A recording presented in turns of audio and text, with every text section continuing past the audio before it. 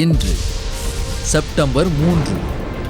Britain ஜெர்மனியின் மீது போர் பிரகடனம் செய்தது இன்று. 1962 அட்லாண்டிக் கடற்கரை பகுதியிலிருந்து பசிபிக் கடற்கரை வரை செல்லும் உலகின் மிக நீளமான தேசிய நெடுஞ்சாலை இன்று திறந்து வைக்கப்பட்டது. அதன் நீளம் 7821 கிலோமீட்டர். 1976 அமெரிக்காவின் ஆள் இல்லாத விண்கலமான வைக்கிங் 2 செவ்வாய் கிரகத்தில் கால் பதித்த தினம் இன்று.